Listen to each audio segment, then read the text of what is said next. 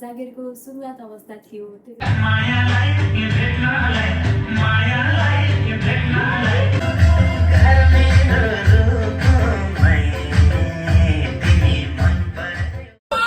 रुको रुको ऐसे नहीं, शुरू से दिखाता हूँ।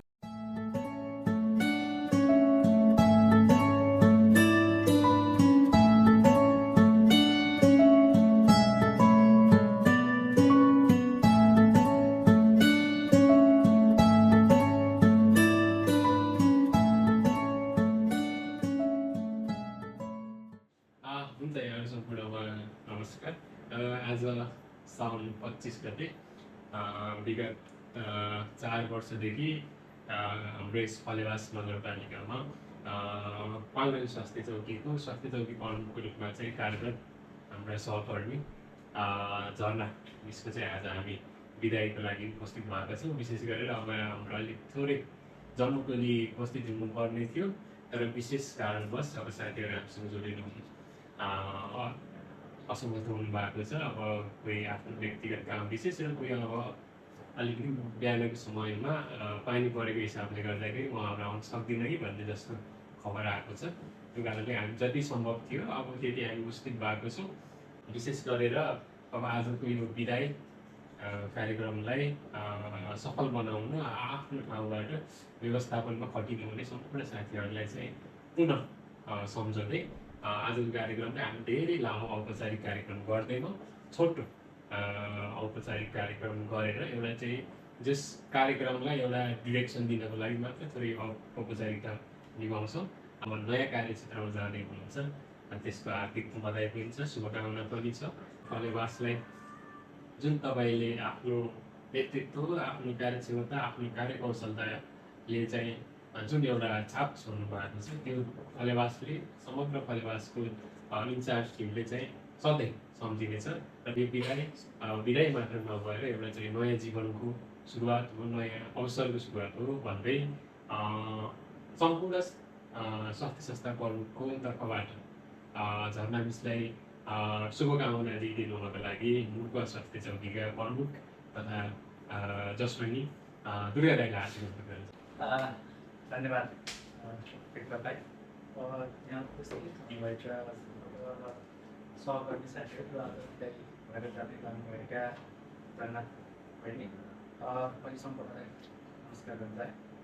विशेष गरी विदाय भनेको जीवनको कर्मचारीहरूको कार्यकालमा भइराख्ने कुरा हुन् र नियमित प्रक्रिया जस्तै हो। र झरना बहिनीलाई मैले फलेवासमा सुरुको नियुक्ति लिएर आउने बेलामा राम्रो कनेक्सन भएको थियो, छलफल पनि राम्रो भएको थियो, सजिलै कनेक्ट हुन सक्ने र एकदम त्यो बेला उत्साहित र बुवा पनि एकदम खुसी हुनुभएको थियो। र त्यो क्षणदेखि अहिलेसम्म हेर्दाखेरि बहिनीले पक्कै पनि आफ्नो कार्यकालमा एकदम आफ्नो क्षमतालाई अब्बल उस गर्दै स्वास्थ्य संस्थाको र त्यहाँको बाङ्लादेशवासीहरूको स्वास्थ्यको स्तर उठाउनमा पक्कै पनि महत्त्वपूर्ण भएको छ। बहिनीलाई विशेष गरी धन्यवाद दिन चाहे। र आगामी दिनमा अब 16 भएर लगभग बागुन कुन संस्था हुन्छ होला उहाँ जानु भएको छ। पक्कै पनि त्यो ठाउँमा पनि आफ्नो क्षमताले भ्यासम्म त्यहाँका जनताका सेवामा मन वचन कर्मले पनि लाग्नुहुन्छ भन्दै आगामी दिनहरू पनि उज्जवल होस्, प्रगतितर्फ सधैँ पनि पाइलाहरू अघि बढोस् भन्दै मैले बहिनीलाई शुभकामना व्यक्त गर्दै म तपाईँहरूको धन्यवाद। धन्यवाद।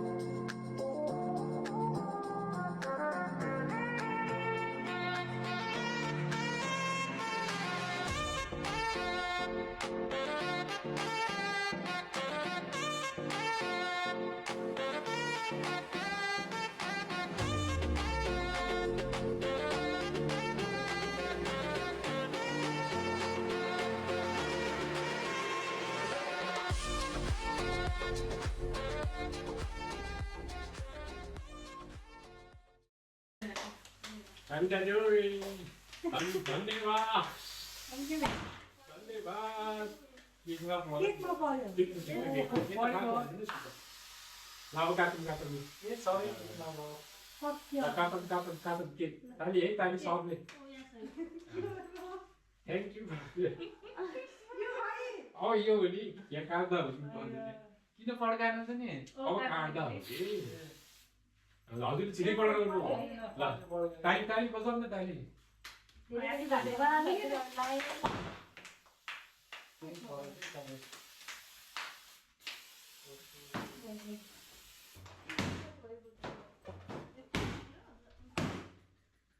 Thank you very much. धेरै धेरै धन्यवाद हजुरहरूलाई।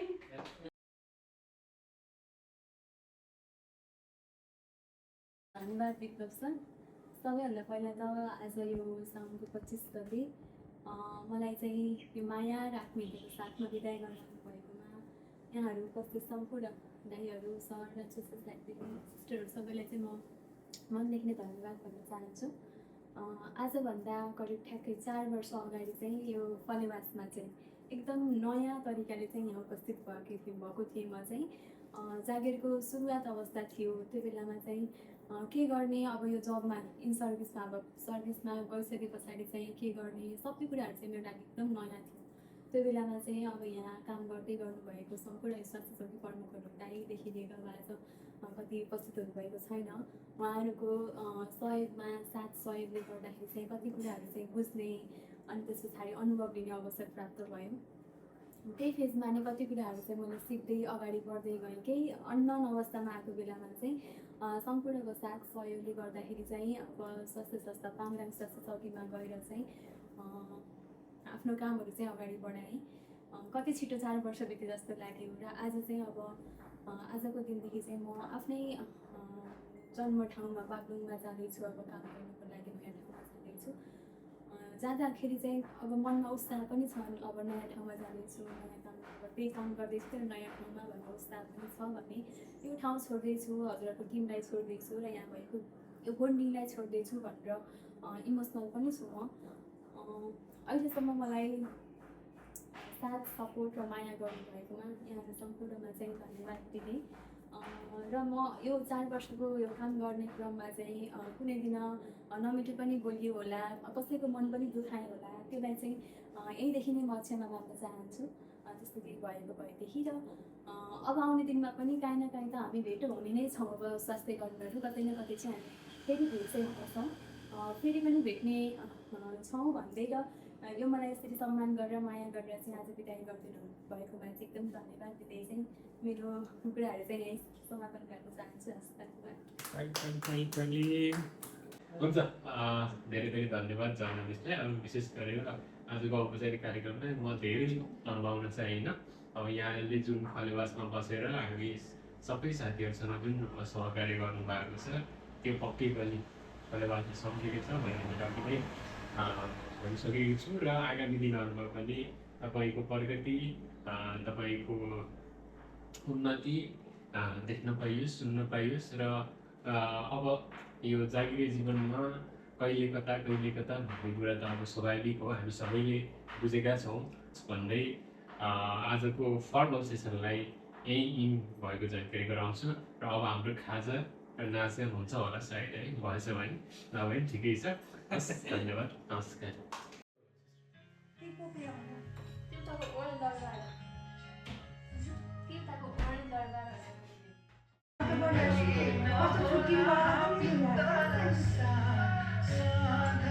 बोलेर आउँछु, हामीलाई पर्दैन।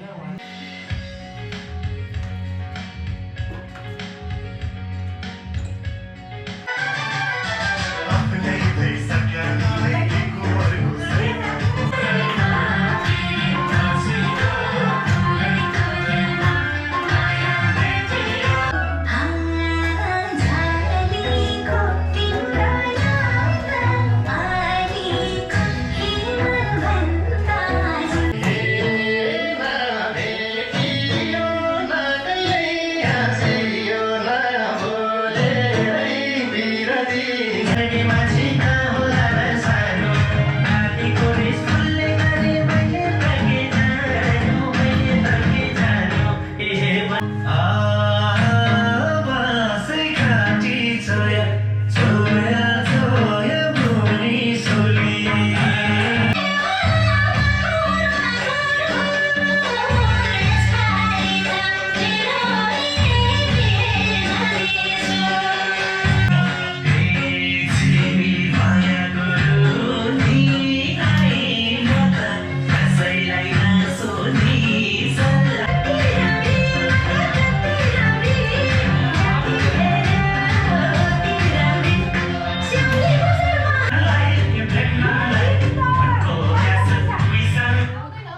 बाई